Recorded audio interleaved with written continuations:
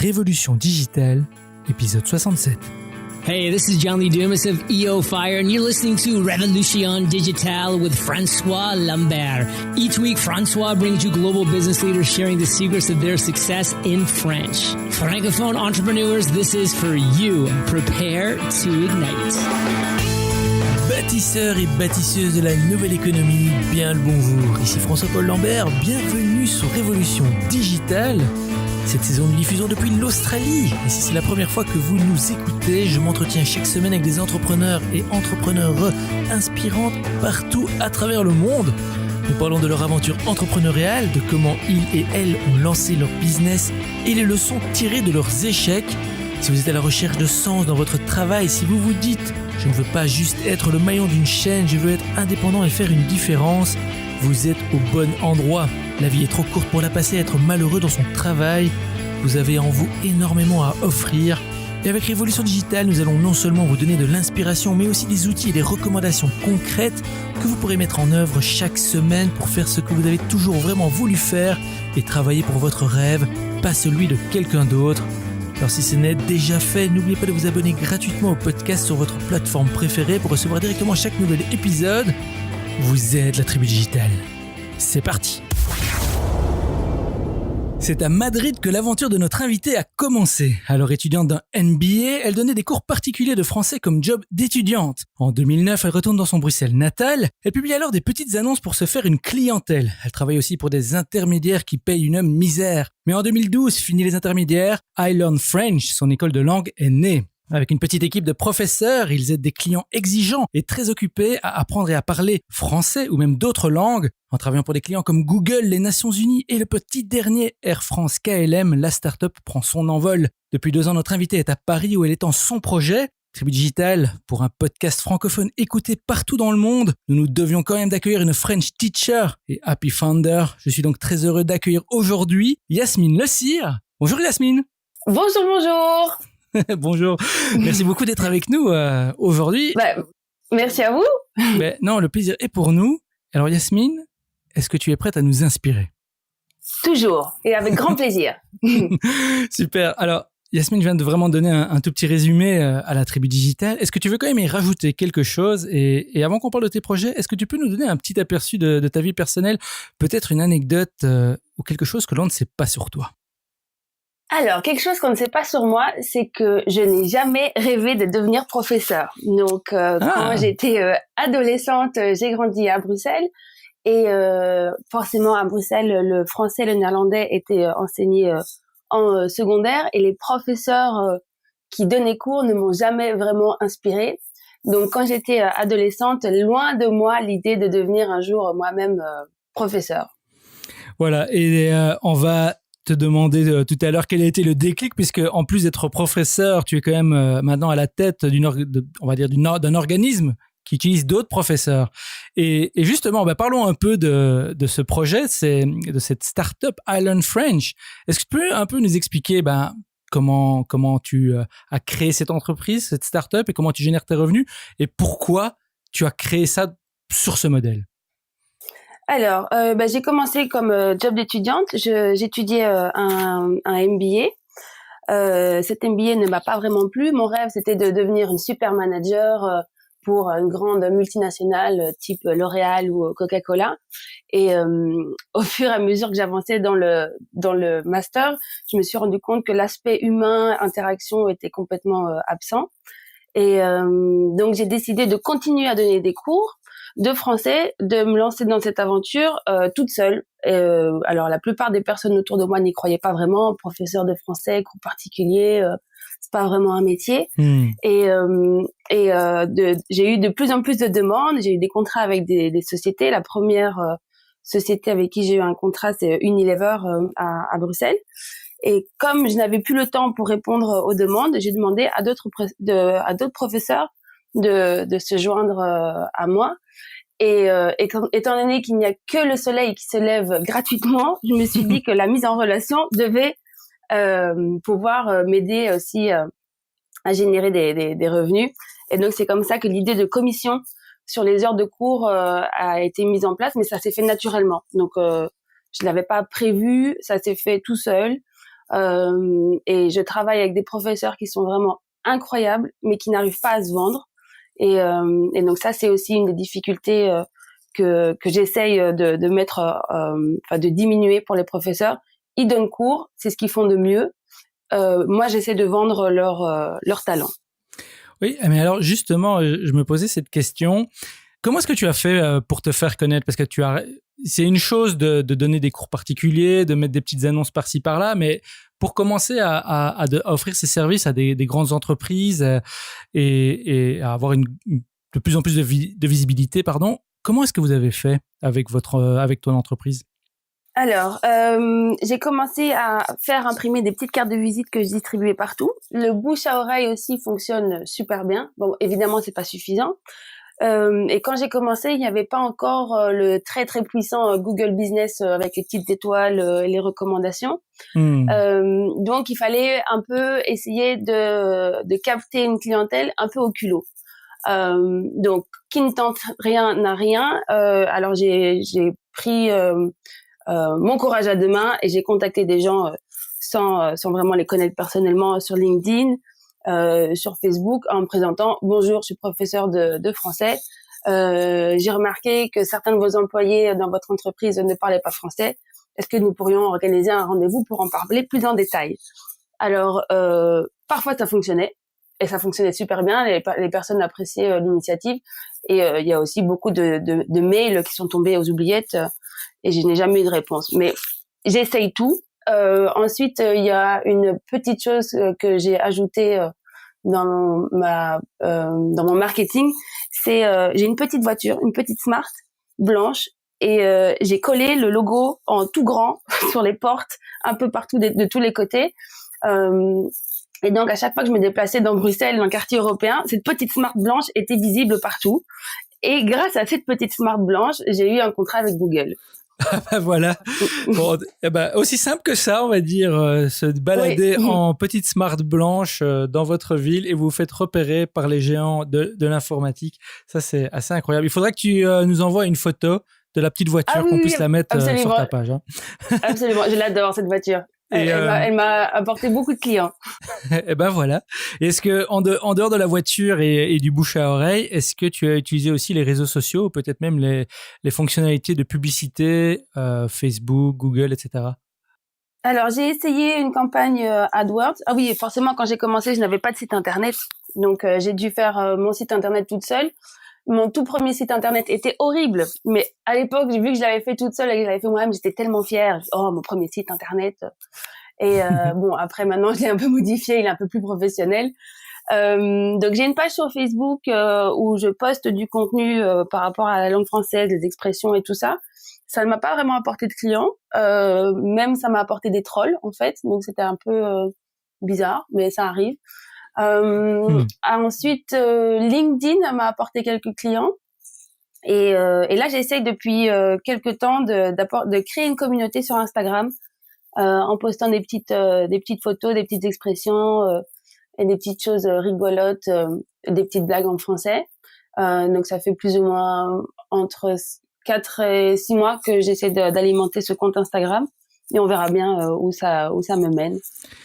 Super, ça. Mais alors, pour les professeurs qui travaillent avec Ireland French, comment ça se passe pour eux? Comment est-ce que tu les choisis? Est-ce qu'il y a des critères? Et quel est leur statut dans le cadre de la start-up? Alors, ils sont tous indépendants, et d'ailleurs, dans la plupart des écoles de langue, les très grands concurrents, tous les professeurs sont indépendants. Donc, ça, c'est quelque chose qui est complètement différent par rapport au système d'éducation qu'il y a dans les écoles primaires, par exemple, et secondaires, où là, les professeurs sont fonctionnaires. Dans les écoles privées, tous les professeurs sont indépendants. Donc, je leur demande d'avoir un statut d'indépendant, ou alors de passer par une plateforme en Belgique, par exemple, qui s'appelle la Smart. Et je veux que tout soit déclaré. Il y a beaucoup de professeurs qui donnent des cours, qui travaillent, qui déclarent pas, et en fait, ils cotisent pas pour leur retraite. Et donc, pour eux, c'est une catastrophe. Il n'y a pas d'assurance. Il n'y a pas de sécurité sociale, et étant donné qu'ils travaillent, je veux qu'ils cotisent pour leur vieux jour. Donc tout est transparent, tout est déclaré, et tout est facturé. Est-ce que tu aurais peut-être un petit conseil à donner à celles et ceux qui voudraient rejoindre ce genre d'initiative en tant que professeur? Alors, aimer les gens et surtout être très très très patient. Pour les professeurs qui travaillent avec moi, je leur demande pas spécialement d'avoir un diplôme, étant donné que moi-même je n'ai pas le diplôme du master de français, de l'enseignement du français.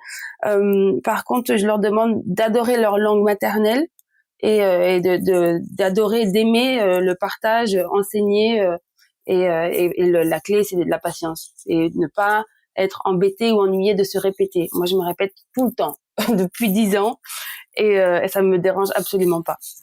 Génial. Et allez, dernière petite question avant de passer à la suite. Alors, où est-ce que les services de Island French sont disponibles? Est-ce que c'est juste en France et en Belgique ou est-ce que vous êtes disponible dans d'autres régions? On est partout. Donc, l'école a commencé, les cours ont commencé à Bruxelles. Maintenant, on est à Paris, mais on a des clients à Dubaï, on a des clients à New York, à Londres et à Genève. Et là, dans ce cas-là, les cours sont en ligne, mais on peut aussi trouver des personnes sur place. Donc, ça dépend de la demande du client. Il y a beaucoup de personnes qui aiment vraiment les cours sur Skype. Ça a beaucoup de succès et c'est vraiment pratique parce que le cours vient à la maison. Avec vidéo, sans vidéo, tout est possible. Voilà, un modèle complètement décentralisé. On adore ça ici. Eh ben voilà, oui. on va garder ça à l'esprit. On va voyager maintenant nous aussi. Mais dans ton parcours, on va un peu explorer ce parcours qui t'a amené là où tu es maintenant, ton aventure en tant que professeur entrepreneur. Alors bon, Yasmine, on a déjà un peu souligné la question du déclic qu'on appelle ici l'appel à l'aventure un peu avant, au début de l'interview. Mais donc, est-ce que tu peux peut-être nous ramener à ce moment-là? Donc, tu faisais ton MBA.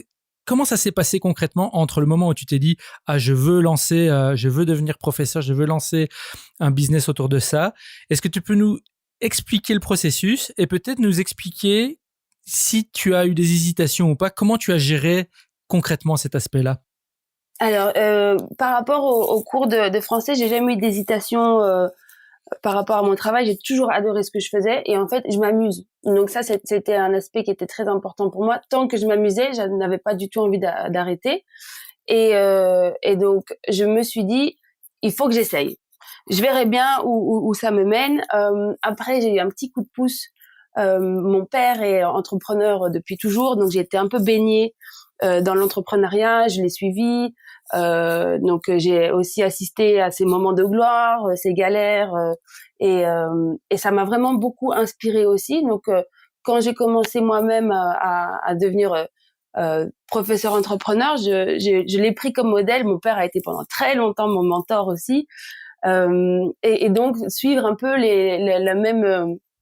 la même dynamique que mon père m'a beaucoup inspiré, m'a beaucoup aidé. Et donc le déclic s'est fait tout seul. C'est voilà, je vais essayer.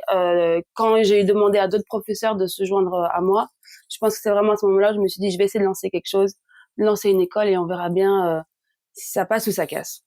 Voilà, alors il y a lancer une école, c'est une chose, donner des cours de français, c'est une autre chose. Pour rester dans cet aspect de lancer l'école, lancer le business, est-ce que tu peux peut-être ici nous raconter quel a été ton pire moment en tant qu'entrepreneur dans le lancement de ton école? Est-ce que tu peux nous emmener dans un de ces moments et nous le raconter et peut-être même nous expliquer comment tu l'as surmonté?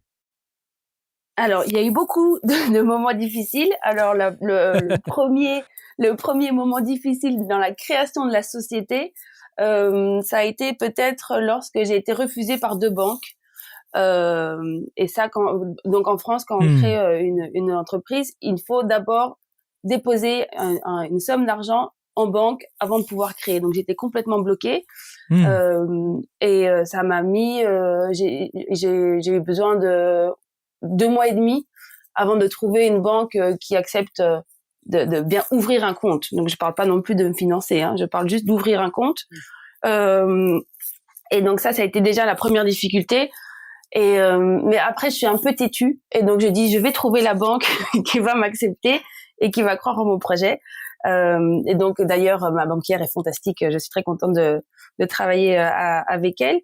Donc là le plus important c'est de pas lâcher prise, de se dire on va le faire.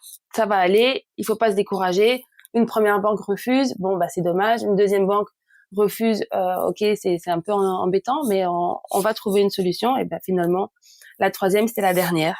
Mais ce fut laborieux. Oui, mais justement, alors quels ont été les critères qui ont participé à convaincre la banque qui a accepté de suivre le projet? Est-ce qu'il y a eu quelque chose en particulier qui les a, j'ai envie de dire, fait fléchir en ta faveur? Je sais pas comment ça se fait qu'ils ont accepté, parce que je pense que mon pitch était le même que pour les autres banques. Mais je pense qu'elle a vraiment cru en mon projet. Elle a vu que j'étais sincère aussi. Je lui ai parlé de mes références, donc les sociétés pour lesquelles j'avais travaillé avant, et elle m'a dit ok, on y va. Je vous accompagne. Voilà, et Tribu Digital, c'est vraiment important de pas baisser les bras quand vous faites face à une porte close. Vous allez en avoir peut-être plusieurs, mais si vous raffinez à chaque fois votre pitch et que vous gardez cette confiance, allez frapper à toutes les portes. Vous ne savez pas ce qui peut se passer et l'expérience de Yasmine le prouve. Alors Yasmine, ici, si tu pouvais résumer peut-être la leçon clé que tu as retirée de cette expérience jusqu'à présent, quelle serait-elle? Je veux dire, en quelques mots, que penses-tu que la Tribu Digital doit retenir comme leçon? Être patient. Ça, c'est le plus important. Vraiment, être très, très, très patient. Alors, malheureusement, c'est un peu en contradiction avec le monde dans lequel on vit aujourd'hui, où tout est immédiat. On achète sur Internet, le lendemain, on reçoit notre livraison à la maison. Les projets professionnels sont très lents. Et c'est lent, c'est long. L'administratif aussi, en fonction de où on est localisé, ça peut aussi prendre un temps pas possible, mais à partir du moment où on y croit et qu'on est patient, ça peut que fonctionner. Par exemple, quand moi je suis arrivée à Paris pour lancer l'aventure Allen French version parisienne, il m'a fallu environ 4 à 5 mois avant d'avoir mon premier élève. Donc quand je suis arrivée, je me suis dit c'est bon, j'ai des super belles références à Bruxelles, j'ai travaillé pour les Nations Unies, pour Google, l'école elle est accréditée au Parlement européen, ça ne peut que fonctionner. Et pas du tout. Quand je suis arrivée, j'étais carrément personne, pas de réputation, pas de recommandation non plus. Et donc avec la patience, en y croyant, on peut toujours arriver. Et maintenant j'arrive tout doucement, mais ce fut long. Voilà. Est-ce qu'il y a une technique particulière pour bien gérer ça, la patience? Comment est-ce qu'on développe son muscle de la patience? Alors moi, j'ai beaucoup de petits projets qui sont sur le feu en même temps, et donc je fais un petit peu de chaque pour pas devoir attendre le résultat d'un seul projet. J'en lance plein en même temps, donc il y en a plusieurs, et comme ça au moins je suis toujours occupée à faire quelque chose de nouveau, de différent, et quand le projet 1 est terminé, il y en a toujours d'autres qui sont en route. Donc toujours être occupé, ne pas attendre les bras croisés sur son bureau que le projet 1 se termine sans en commencer un autre. Il faut toujours être actif. Finalement, il faut savoir être patient, mais aussi provoquer l'accélération des choses qui va peut-être venir combler le trou entre le moment où vous lancez et le moment où les choses commencent à prendre. Mais c'est vrai que c'est un des conseils qui revient le plus souvent, c'est la patience et ne pas abandonner. Et j'ai toujours cette image sur de dessin d'une bande dessinée, je ne sais plus où je l'avais vu, où il y a ce petit monsieur qui pioche dans une mine et on le voit de manière transversale et on le voit piocher jusqu'à vraiment 1 centimètre d'une veine d'or, et puis il abandonne et il part, et il a passé toute sa vie à piocher et il n'était plus qu'à 1 centimètre. Et c'est ça, c'est où est ce petit centimètre? On ne le sait pas, mais on peut trouver des techniques pour accélérer les choses et peut-être surtout pour pas baisser les bras. Et merci beaucoup Yasmine d'avoir partagé le tien. Et je te propose d'ailleurs maintenant de faire une petite pause. C'est pas vraiment une pause, mais ce que je te propose, c'est que je t'emmène ici, soit en pause café, soit en pause cocktail. C'est toi qui choisis. Ensuite, on s'installe et je te pose une série de questions en rafale et tu me réponds en allant à l'essentiel. Que choisis-tu? Que préfères-tu? La pause cocktail. La pause cocktail. Alors c'est parfait parce qu'ici, nous retrouvons sur la plage, en hamac ou sur des chaises longues. Ce que tu préfères, un cocktail aux noix de coco à la main, l'ambiance est décontractée et relaxante, il fait chaud et tout va plus lentement. On est ici pour se reposer, se ressourcer et philosopher. sur le passé, le présent et le futur. Est-ce que tu es prête? Oui, absolument. Alors Yasmine, comment gères-tu le stress et la peur? Alors, le stress, c'est peut-être un peu bizarre, mais j'aime beaucoup être stressée dans des situations stressantes parce que ça me stimule. Oui, mais donc moi, si c'est stressant, c'est que c'est stimulant et ça me motive énormément. D'ailleurs, c'était pour ça aussi que j'ai décidé de me lancer à Paris, parce qu'à Bruxelles, ce n'était plus stressant. Donc j'étais rentrée dans une routine avec une bonne réputation. L'école était bien établie, mais ça devenait trop calme. Donc j'avais besoin de quelque chose de nouveau, de difficile. Et pour ça, Paris, c'était parfait. C'est très stressant. Et le stress positif, finalement, ta manière de le gérer, c'est de sortir de ta zone de confort pour l'affronter directement. C'est en fait une très bonne technique, je trouve. Absolument. Alors, si tu devais recommander un livre inspirant, ce serait lequel et pourquoi? Alors, un livre inspirant, je pense que c'est un livre que beaucoup de personnes ont déjà lu. Tout le monde n'a pas eu la chance de rater ses études, de Olivier Roland. C'est une mini-bible. Pour les entrepreneurs, et si mes souvenirs sont bons, je pense qu'il n'a pas terminé ses études justement, et c'est un multi-entrepreneur qui donne énormément de conseils, comment entreprendre, pourquoi, ne pas lâcher les bras et ne pas baisser les bras, pardon. Et c'est un livre, je pense qu'il y a peut-être 500 pages. Il est vraiment très très bien fait, concis, et il donne beaucoup de motivation. Donc moi, quand je l'ai lu, je me suis un peu retrouvée dans ses écrits, mais tous les conseils qui sont dedans sont vraiment incroyables. Et je pense que quand je me suis lancée, j'aurais aimé le lire avant. Bon, maintenant je me suis déjà lancée, je l'ai lu après, mais c'est des conseils qui sont vraiment super intéressants et indispensables. Et bon, on a des amis, on est entouré quand on se lance comme entrepreneur, mais avoir un livre pratique, ça vaut de l'or. Ah, super. Oliver Roland, c'est un Américain, c'est un Français, c'est un Français, je pense qu'il est de Lille d'ailleurs. Alors, si tu veux, je peux envoyer la photo de la couverture. Il est vraiment très très bien, il y a des synthèses. Donc tout le monde n'a pas eu la chance de rater ses études. Tout le monde. Donc, ok, c'est bien noté, et on mettra les coordonnées et la couverture du livre sur ta page, et j'ai hâte de découvrir ce livre qui a l'air vraiment super, même s'il a l'air très gros. Génial. 500 pages, tu dis. Il est gros. Waouh. Bah, oui, je crois. Alors... C'est une bible, donc. Oui, c'est une bible. Voilà, c'est censé être gros. Super, c'est bien noté. Alors, à quoi ressemble ta journée type, Yasmine? Est-ce que tu as peut-être une routine que tu pratiques chaque jour et qui t'aide à être au top de toi-même, au top de tes journées? Alors, j'aimerais mentir et dire que je vais courir tous les matins pour chercher de l'énergie et de l'inspiration, mais pas du tout. Donc, je me réveille assez tôt. Je ne regarde pas les mails dans le lit. J'essaie d'abord de garder 5-10 minutes pause, prendre un petit café. Et ensuite, je réponds à tous mes emails professionnels le matin. Et après, je vais donner des cours, et le soir, je lis uniquement les messages que j'ai reçus, mais j'y réponds pas avant le lendemain matin. Je laisse toujours une petite nuit pour réfléchir aux réponses. Je ne réponds pas aux clients après 18h, et je n'envoie pas d'email à mes professeurs non plus après 18h ni pendant le week-end, sauf urgence. Mais en général, j'essaie de les laisser profiter de leur soirée et d'envoyer des messages uniquement le lendemain matin. Alors, qu'est-ce qui t'inspire ou te passionne en ce moment? Alors, ce qui me passionne ou ce qui m'inspire, mais c'est quelque chose qui est complètement en dehors de mon domaine d'activité, ce sont les diamants de synthèse. Je trouve que c'est un projet fascinant. Alors, je suis une fan de joaillerie, de grandes parures, de diamants, de bijoux. Je trouve ça magnifique. Mais comme tout entrepreneur qui se respecte, moi, les parures et les bijoux, je ne les regarde que sur Pinterest.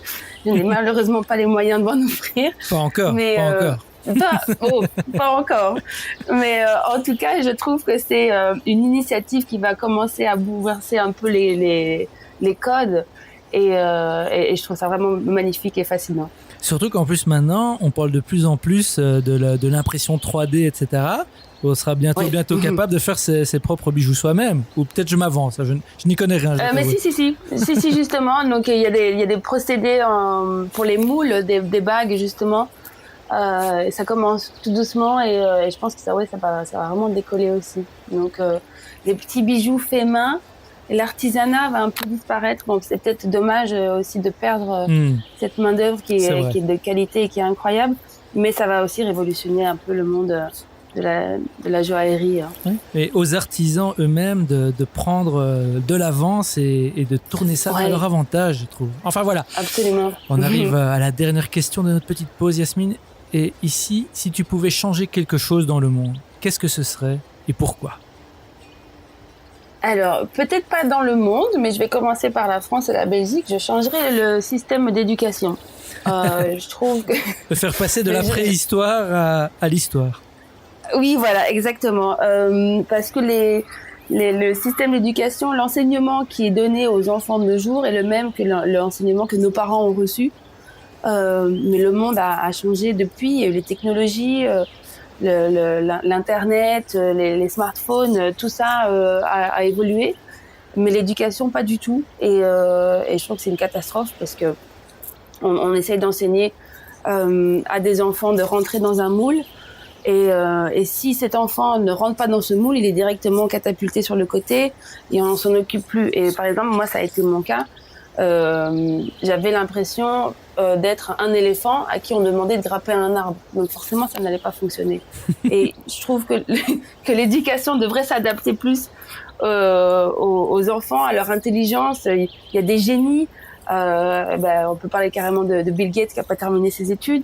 Et tous ces enfants et ces futurs talents sont en train d'être complètement dispersés alors qu'on pourrait les cadrer d'une meilleure manière pour en faire peut-être des futurs entrepreneurs, qui sait. Oui, c'est tout à fait. Et est-ce qu'il y a peut-être un modèle qui t'inspire ailleurs dans le monde sur lequel on pourrait utiliser comme piste, par exemple? J'ai entendu parler de tout ce qui était Montessori, je pense que c'est ça le nom. Alors, je connais pas trop le système parce que moi j'ai pas d'enfant, donc je sais que ça a beaucoup de succès.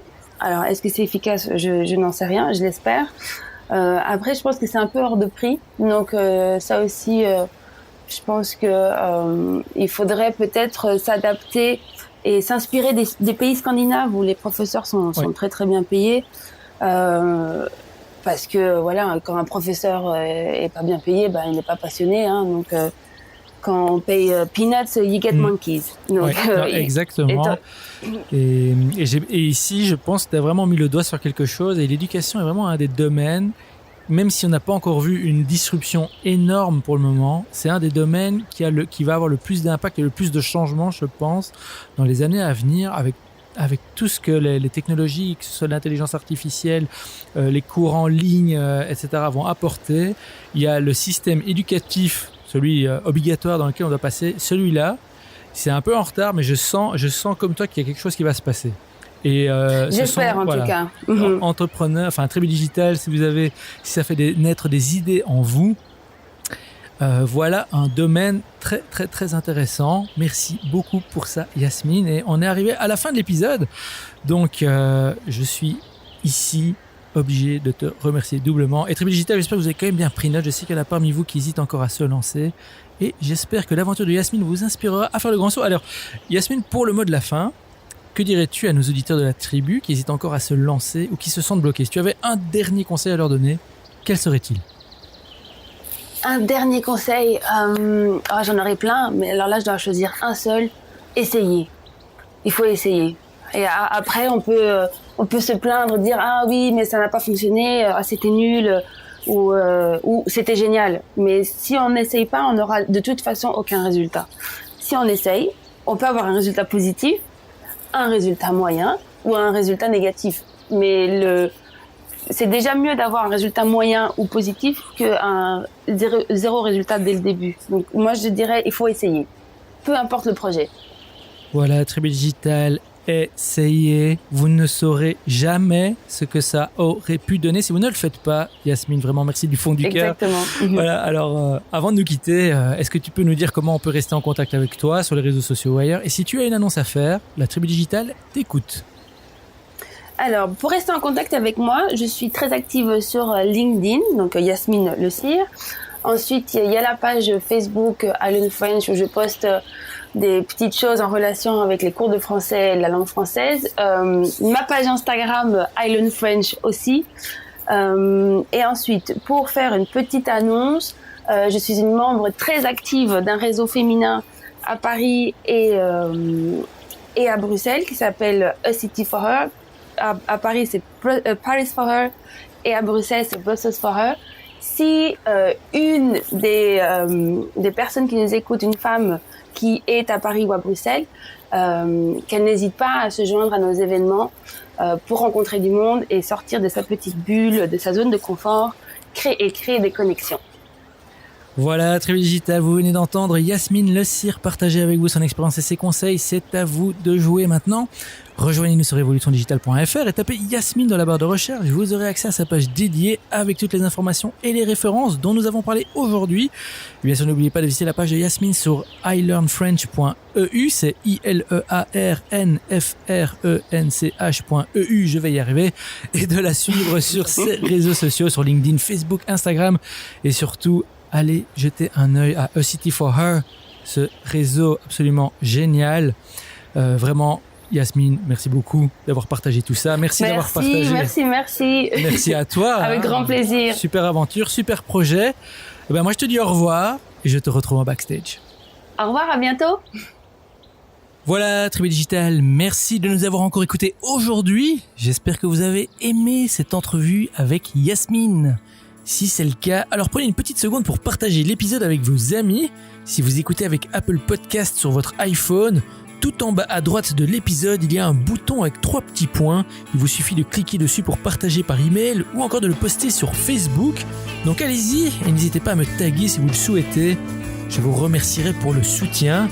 N'oubliez pas non plus de vous abonner sur Apple Podcasts, Google Podcasts, SoundCloud, Deezer, Spotify ou inscrivez-vous directement sur notre site web pour être notifié des prochains épisodes. Et si nous pouvons vous aider ou si vous voulez nous joindre, venez nous suivre sur Instagram à Revolution Digital ou directement chez moi sur François-Paul Lambert. Hélène et moi sommes là pour vous soutenir et vous rappeler que vous êtes incroyable, que vous avez énormément à offrir et que vous méritez d'être heureux dans ce que vous faites. Vous êtes la Tribu Digitale. Souvenez-vous, tout semble toujours impossible jusqu'à ce que ce soit fait. Thank you for listening to our guest stories this week. Merci et n'oubliez pas de vous inscrire à notre newsletter pour encore plus de conseils qui vous aident à réussir. We hope you're inspired and ready to move forward with your entrepreneurial dream. À bientôt pour un prochain épisode de Révolution Digitale. Stay inspired!